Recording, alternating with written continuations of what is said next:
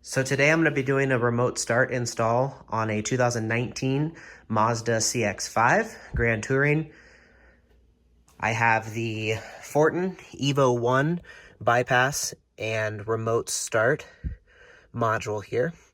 I also have the pre-made Thar-One-Maz3 wiring harness that is pre-built for this model year.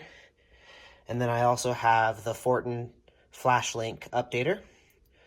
My MacBook Pro is dual booted into Windows because their software only runs on Windows. But you've got the Fortin Flash Link updater here, the Flash Link manager. You'll want to make sure that that is on the most recent firmware. That way you can get everything updated correctly. So let's go ahead and start the install. All right, the first thing you're going to do is use the ever elusive 10mm socket and take off the negative terminal of the battery. So as you can see, I've used a zip tie to secure it to the other part of the ground cable here. That way it doesn't accidentally fall back down and contact the negative terminal while you are doing the install. Next step is to remove the two screws that retain the bottom part of this cover. There's one here and one here. So just a very simple Phillips head screwdriver. We'll get those out. After you get the screws taken off, you're going to want to separate the column from each other here. So the bottom piece and the top piece separate and expose the bottom of the steering column.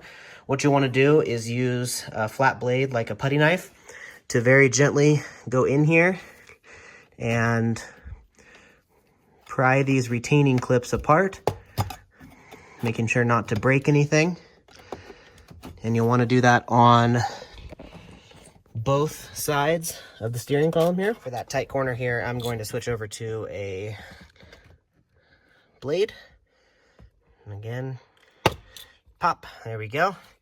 As you can see, I marred up the plastic a little bit, but got that off. Now once you have it separated from each other, you're just going to reach underneath and pull this piece down and out towards the seat. There's a little retention clip in here.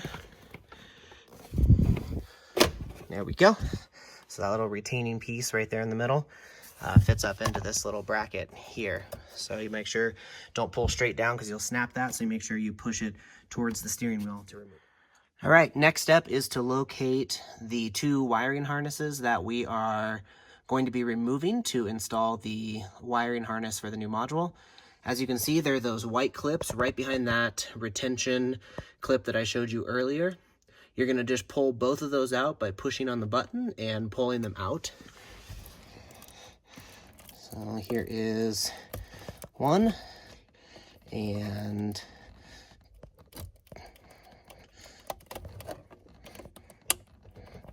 two.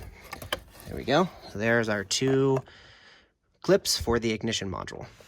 All right, so now we're going to unbox the EvoOne. So as you see, there it is on top. We've got the Fortin Evo-One and the serial number.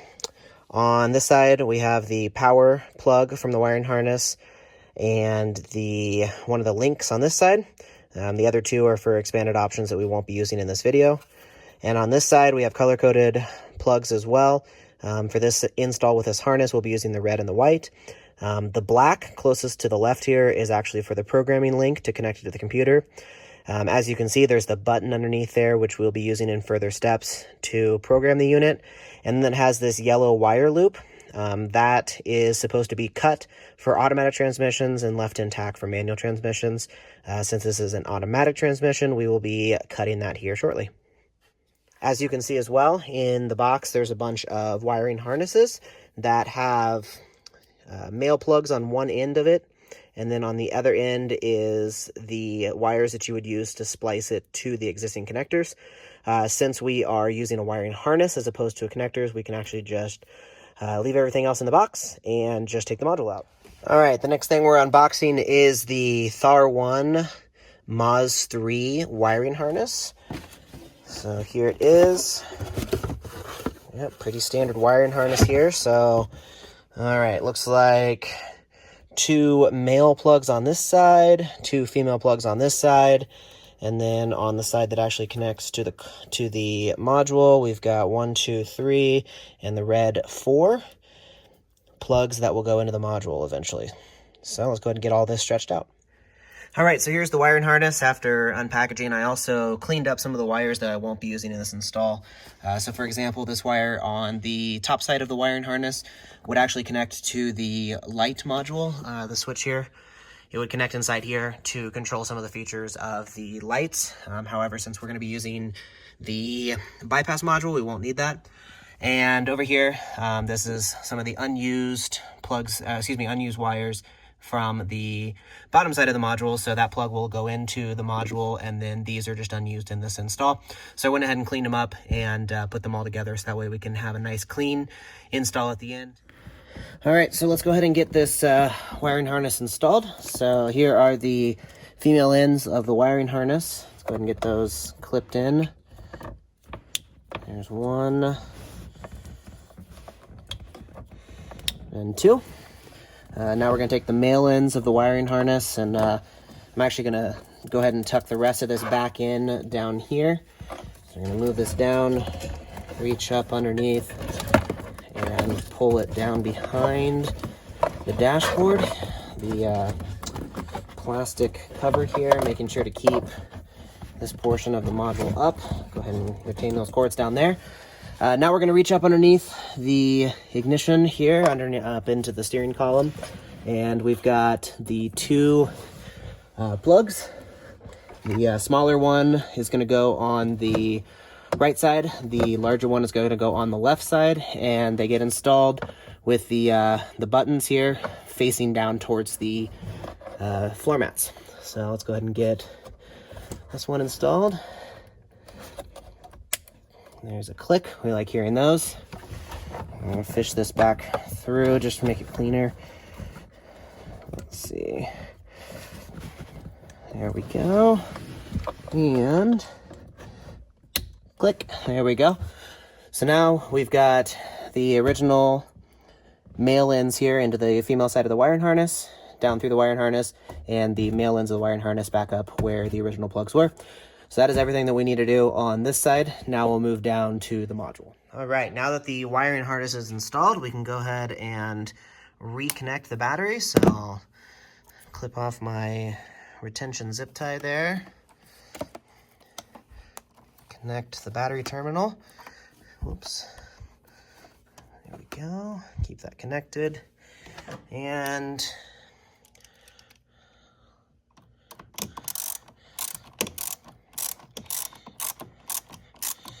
that tightened down nice and tight on the battery terminal.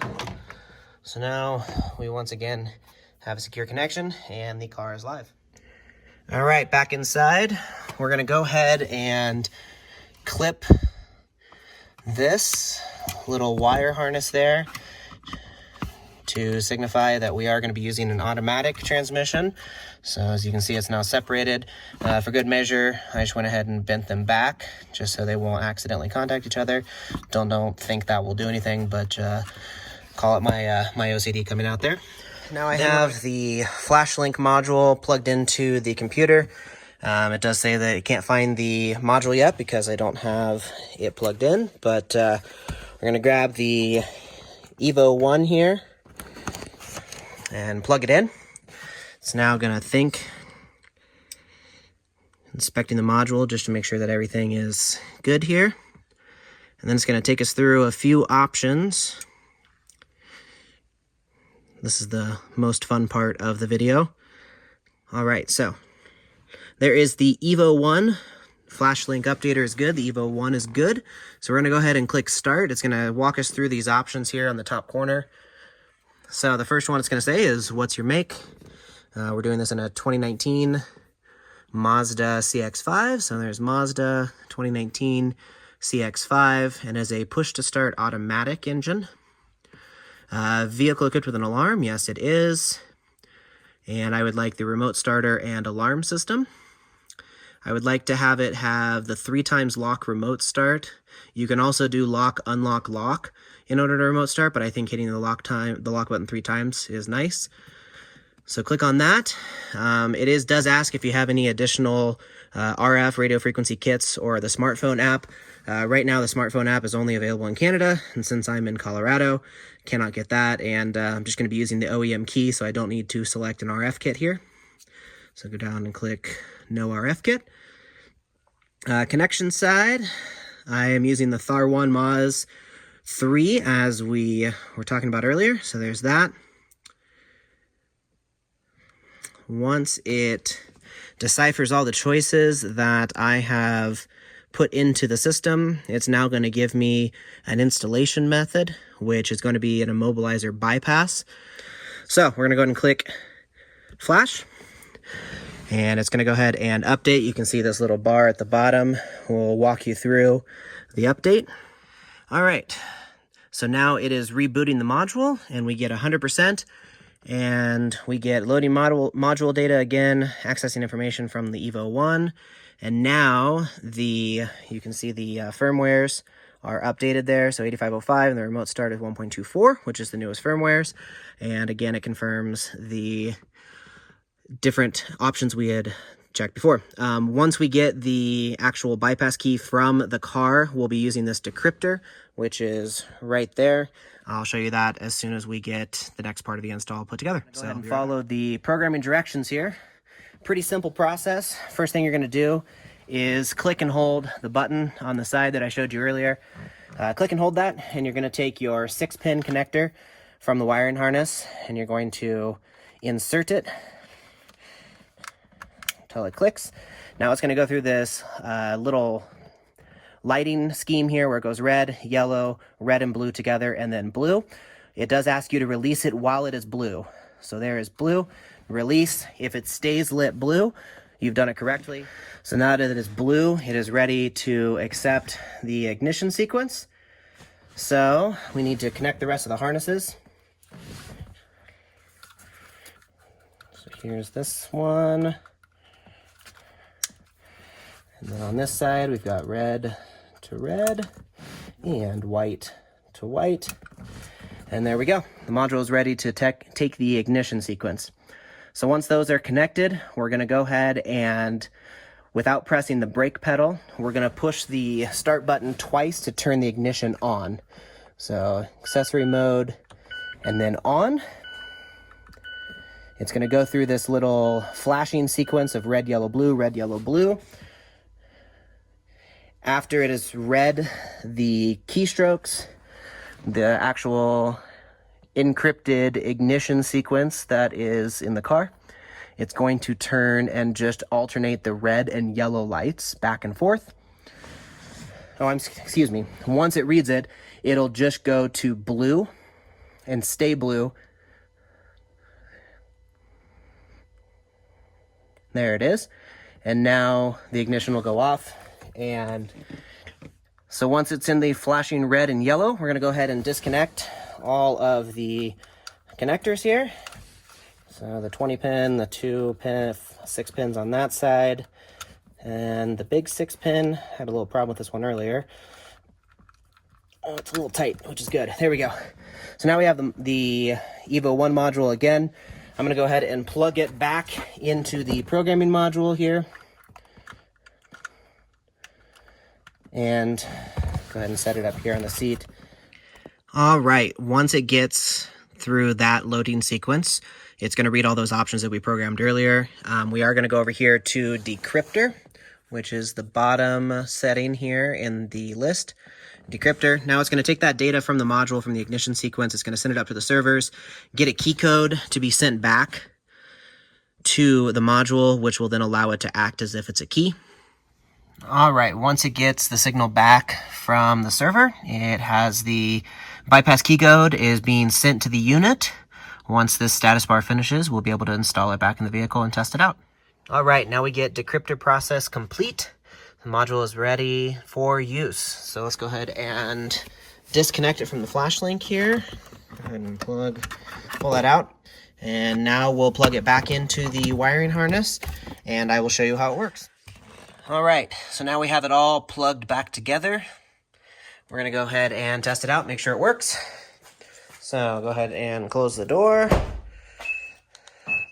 It's locked. All right, so now we're gonna take the factory key. We're gonna hit it 1, 2, 3 times. 1, 2, 3.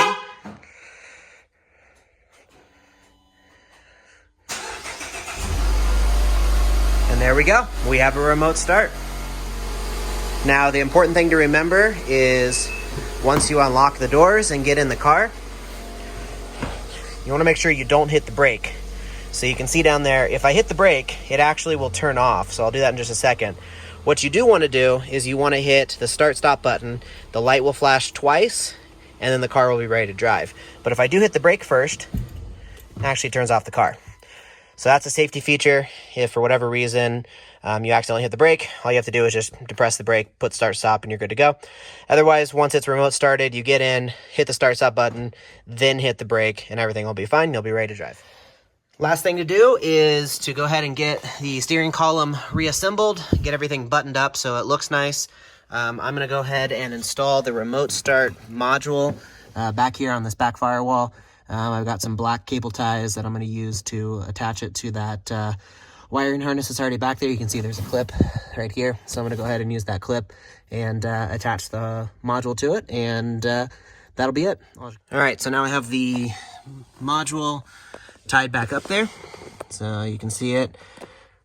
Wiring harness, I zip tied it all together, cable tied it there, and mounted it in place. So now we've got it completely out of the way of the driver, so you'll never trip on any cords, and we're good to go. All right, so I hope you enjoyed this video of the installation of a Fortin Evo-One high current remote starter, immobilizer, bypass, and alarm system using the Thar-One-Maz3 wiring harness into this 2019 Mazda CX-5. Please make sure you like and subscribe to my channel. Leave any comments below. Have a great night.